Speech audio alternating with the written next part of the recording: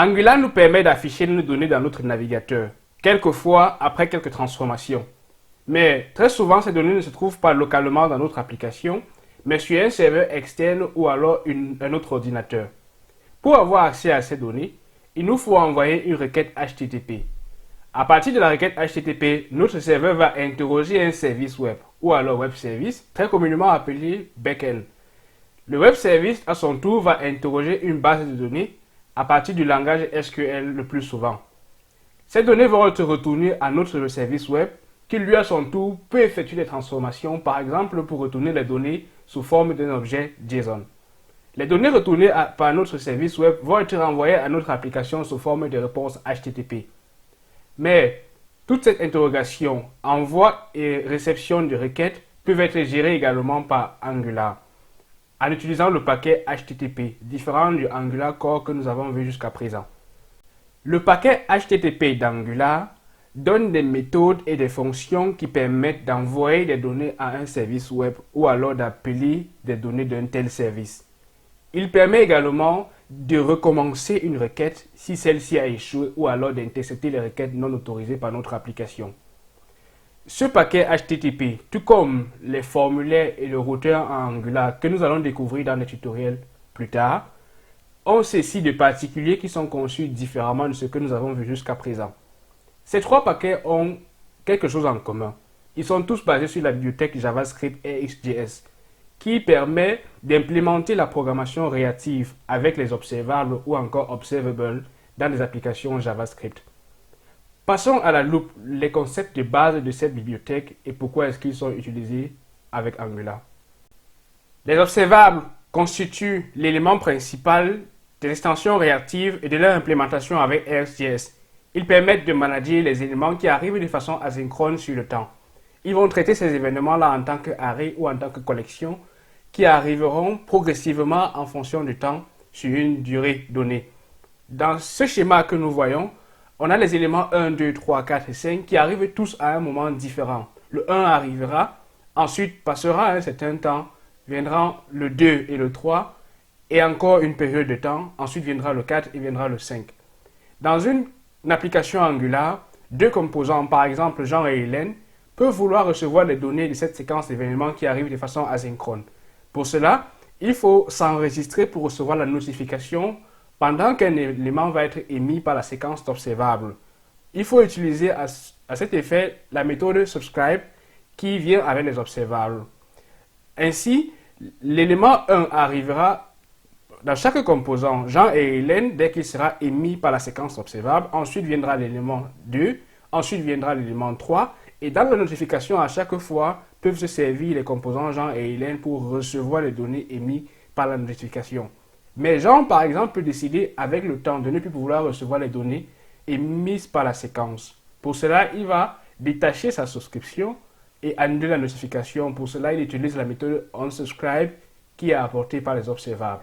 Hélène, en tant que composant, peut continuer de recevoir les données 4 et les données 5 sur toute la durée pendant que les observables émettent les éléments. Pour améliorer leur capacité, les observables se servent des opérateurs pour transformer les éléments et obtenir de nouveaux observables avant que ceux-ci ne soient émis dans une notification. Ces opérateurs peuvent également manipuler l'observable existant en fonction de l'opérateur choisi. Ils peuvent transformer chaque valeur dès leur arrivée dans la séquence avant que ceux-ci ne soient émis aux différents composants qui ont souscrit à la notification ou alors avant que ceux-ci ne soient envoyés dans la séquence. Les opérateurs AXJS sont très similaires pour la plupart aux méthodes de l'array sur JavaScript, telles que map, filter, concat, find, mais en plus, AXJS apporte d'autres opérateurs et une puissance supplémentaire pour pouvoir manipuler les données. Un exemple d'utilisation d'opérateur, c'est le map.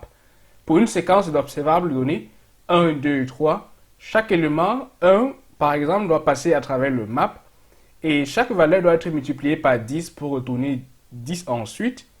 2 retournera 20, 3 retournera 30 et ainsi de suite pour chaque valeur qui pourra être émise à travers la séquence. Ce screenshot a été pris depuis le site de Marble Diagram, qui est ce site-là qui permet de visualiser de façon interactive les opérateurs de AXJS. Dans la barre de description se trouve chaque lien de schémas interactifs à propos des opérateurs XGS que vous pourrez utiliser pour améliorer votre apprentissage de cela. Dans le tutoriel suivant, nous allons nous servir de ces schémas-là pour mieux approfondir la compréhension de chacun de ces opérateurs et de l'idée derrière XGS. Pour utiliser un opérateur sur les observables avec XGS ou alors composer ces différents opérateurs-là, on va se servir de la méthode pipe implémentée par XGS.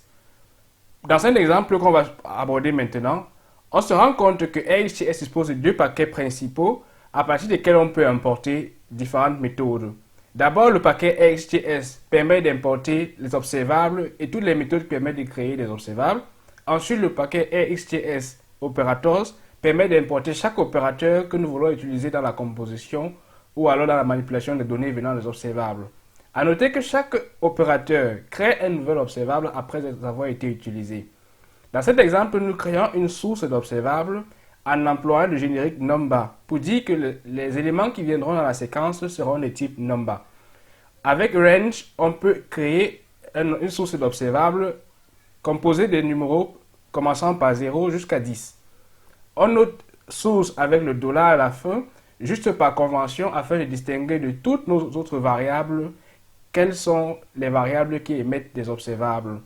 Avec la méthode pipe, on peut composer différents opérateurs. Dans ce cas, nous avons utilisé seulement map et filter, mais la liste peut être allongée à plusieurs opérateurs d'un nombre infini selon nos besoins. À travers le pipe, nous avons utilisé le map d'abord pour transformer chaque nombre, que ce soit 0, 1, 2 ou 3, et en multipliant chaque nombre par 3. Ainsi, 0 sera multiplié par 3, on va obtenir 0. 1 par 3, on obtiendra 3, et ainsi de suite. Et la résultante du map créera un nouvel observable qui va être envoyé au prochain opérateur dans la liste qui est séparé par une virgule. Dans ce cas, c'est le filtre que nous avons choisi. Et le filtre va se charger de filtrer le résultat que va retourner l'observable créé par le map précédemment.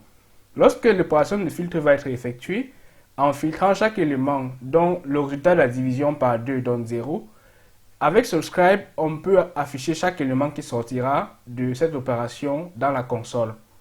Que pensez-vous? Qu'est-ce que nous allons obtenir dans le résultat? Dans ce cas, nous allons obtenir 0, 6, 12, 18, 24. Pour cela, il nous faut prendre 0. En tant que nombre, on ira dans le map. On va multiplier 0 par 3. On obtiendra toujours 0. Ensuite, on va aller dans le filtre. Le filtre va prendre le nouveau nombre x, qui est 0, va diviser par 2, c'est toujours 0. Le résultat de la division de 0 par 2, c'est toujours 0. Donc, cela remplit la condition 0 qui est égal à 0. Donc, dans notre console, on va obtenir 0. Si on prend le prochain nombre 1, 1 va être multiplié par 3. On va obtenir un nouveau nombre qui est 3. X va entrer dans le filtre. 3 divisé par 2, ça donne 1. Et le reste sera 1. Ce reste qui est différent de 0. Donc, cette condition n'est pas vérifiée et ne sera pas comptée comme nouveau nombre dans la console. On va prendre le prochain nombre qui est 2. On va entrer dans le map. On va multiplier 2 par 3. On va obtenir 6. Ensuite, on ira dans le filtre. 6 divisé par 2 va donner 3 et le reste va être égal à 0. Donc, il satisfait la condition égale à 0. Ce nombre 6 va être affiché dans la console. On fera ainsi de suite avec chaque nombre dans le range de 0 à 10 et on le traduira à la fin 0, 6, 12, 18, 24. Dans l'exemple précédent, les éléments vont arriver tous au même moment dans la console et on n'aura pas l'opportunité de voir la synchronité de nos opérations. J'ai simulé dans cet exemple la synchronité des opérations en créant un intervalle d'1 seconde entre l'arrivée de chaque élément dans l'arrêt de mes hôtels. Les imports diffèrent ici légèrement de ceux en TypeScript que j'ai mis en commentaire, mais l'idée reste la même derrière. Si je lance Visualize, vous allez voir qu'après chaque seconde, on reçoit un hôtel venant de notre arrêt défini précédemment. En examinant chaque cercle dans les événements émis, je vais voir à l'intérieur le nom de l'hôtel et le prix qui vont être affichés, et représentant ainsi les éléments émis pendant la séquence d'opération XGS. Avec Pipe, je peux combiner ainsi plusieurs opérateurs et manipuler par exemple le prix en les multipliant par 2 ou alors en appliquant d'autres opérations à mon goût. Si tu es familier avec JavaScript, tu as sûrement déjà entendu parler des promesses.